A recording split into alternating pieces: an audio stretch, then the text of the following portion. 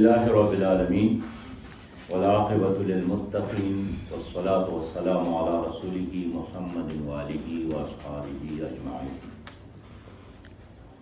اما بعد فاعوذ باللہ من الشیطان الرجیم، بسم اللہ الرحمن الرحیم۔ یا ایھا المدثر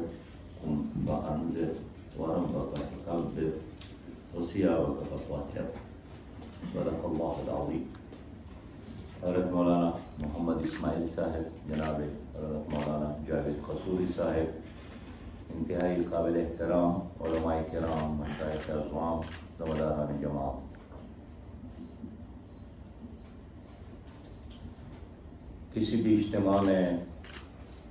درس میں جانے سے قبل اگر آپ لوگ 2 رکعت نفل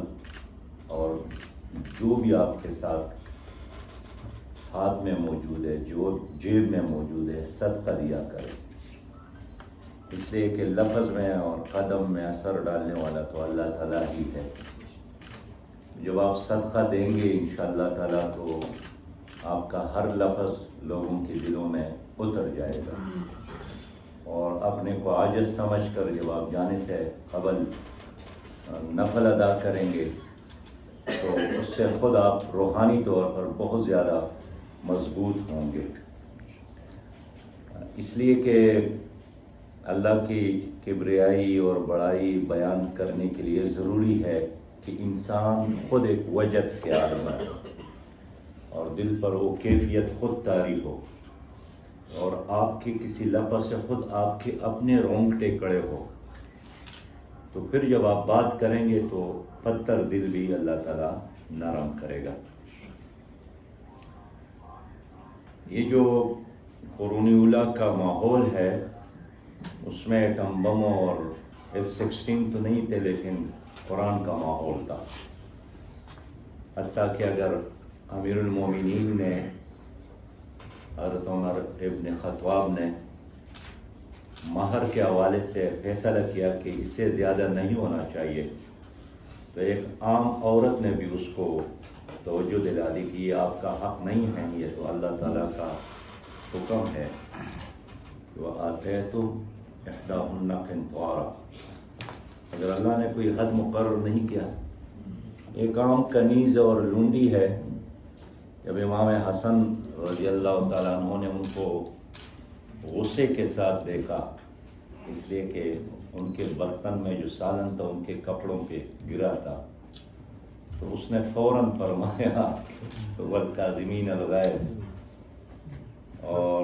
اس نے کہا ٹھیک ہے میں نے غصہ پی لیا، تو اس نے فرمایا کہ وَالْعَافِينَ عَنِ النَّاسِ، تو اس نے کہا میں نے معاف بھی کیا، تو اس نے تیسری بات بھی کی کہ وَاللَّهُ يُحِبُّ الْمُحْسِنِينَ، اس نے فرمایا کہ میں نے آپ کو آزاد کیا۔ تو یہ ایک قرآن سوسائٹی تھی کہ میں علماء کی بات نہیں کرتا ہوں یا ائمہ کی، ایک عام عورت بھی قرآن سے اسی طرح آشنا تھی کہ وہ جانتی تھی۔ امام شافعی رحمۃ اللہ علیہ کی والدہ کو عدالت نے بلایا گواہی دینے کے لیے، اور اس وقت جو 2-3 لوگ تھے تو قاضی کا فیصلہ یہی تھا کہ ہر آدمی علیحدہ علیحدہ آ کر میرے سامنے بیان دے، تو اس خاتون نے قاضی کو ٹوکا، انہوں نے کہا کہ اللہ تعالیٰ نے عورت کو یہ سہولت دی ہے کہ وہ 2 اکٹھے بات کریں گے تاکہ اگر ایک بھول جائے تو دوسرا یاد دلا دے، تو میرے جو ساتھی ہے وہ میرے ساتھ ہونا چاہیے، اگر میں بھول جاتا ہوں تو میرے ساتھ ہوں۔ تو میں اس لیے آپ لوگوں سے عرض کرنا چاہتا ہوں کہ ہمیں یہ ماحول بنانے کی ضرورت ہے۔ دوسری بات یہ کہ پنجاب میں جو مذہب ہے وہ سارا کا سارا خوابوں کی بنیاد پر ہے، فلاں نے خواب دیکھا تھا اور فلاں نے خواب دیکھا تھا، اب اس سے آپ کنفرم بھی نہیں کر سکتے کہ آپ نے خواب دیکھا تھا یا نہیں دیکھا تھا،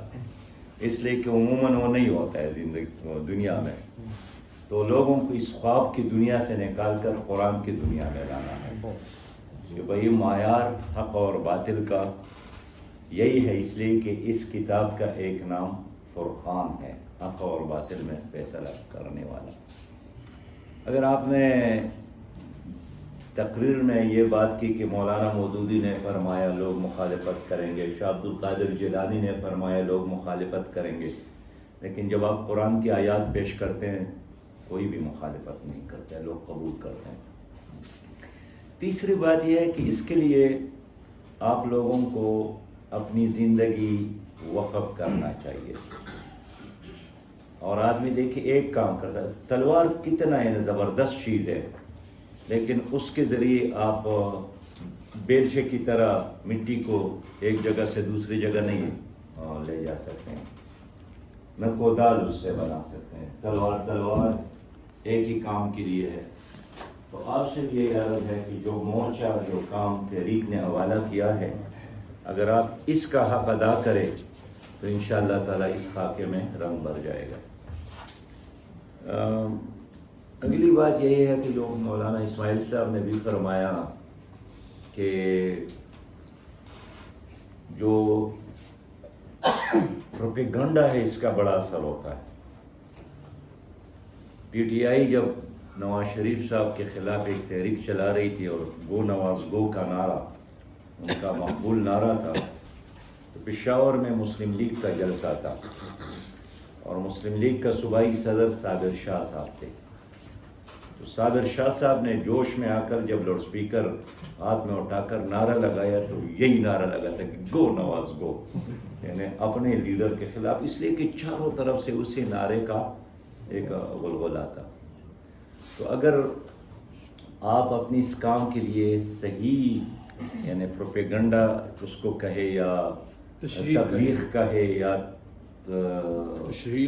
تشہیر کہے، وہ صحیح طریقے سے کرے تو پھر انشاءاللہ تعالی جو بھی آپ کا مقرر ہوگا لوگ اس کو سننے کے آئیں گے۔ میں ملاکنڈ ڈویژن کا ناظم تھا تو میرے ایک ضلع کا دورہ تھا ملاکنڈ کا، تو جب میں وہاں عصر پہنچا میرے ساتھ ضلع کے ناظم تھے، انہوں نے کوئی تیاری نہیں کی تھی اور کہا کہ جی بس لوگ بڑے خراب ہیں نہیں آتے۔ میں نے کہا کہ ٹھیک ہے، بس آپ ایک میری بات مان لیں کہ اب یہاں جلسہ اجتماع ہوگا عشاء کے بعد اور آپ مہمان خصوصی ہوں گے، میں کام کروں گا۔ تو میں وہاں کرکٹ گراؤنڈ میں گیا اور اعلان کیا کہ اے خدا کے بندو، آپ کو پتہ نہیں ہے یہاں آج ملاکنڈ ضلع کا ناظم آ رہا ہے، ملک کا سب سے بڑا طلبہ تنظیم کا لیڈر آ رہا ہے اور آپ کو آنا چاہیے۔ گاؤں میں گلی اور کوچوں میں پھر کر جب ہم اس مسجد میں گئے تو عشاء اتنے لوگ آئے تھے، پھر مجھے میرے وہ ضلع امیر نے کہا، ناظم نے کہ آپ تقریر کر رہے ہیں۔ میں نے کہا اب میں نے تقریر نہیں کرنا ہے، اب تقریر آپ نے کرنا ہے، میں نے جو کام کرنا تھا میں نے کیا ہے، لوگ آ گئے ہیں۔ لیکن انہوں نے چونکہ کام نہیں کیا تھا تو کوئی بھی نہیں آئے۔ تو اس لیے hand bill, banner, poster door to door جا کر دکان دکان جا کر اس کا اہتمام کریں۔ ایک بات انہوں نے یہ کی کہ گاؤں کا چوکیدار بھی بہت اہم ہے، لیکن جو گاؤں کا چودھری اور بازار کا جو مارکیٹ کا مالک ہوتا ہے وہ اس سے بھی اہم ہے۔ تو عمومی طور پر چوکیدار اچھا بھی ہو اللہ اس کو جنت دے گا، لیکن وہ صاحب اختیار نہیں ہوتا ہے، اس کو اہمیت ضرور دے،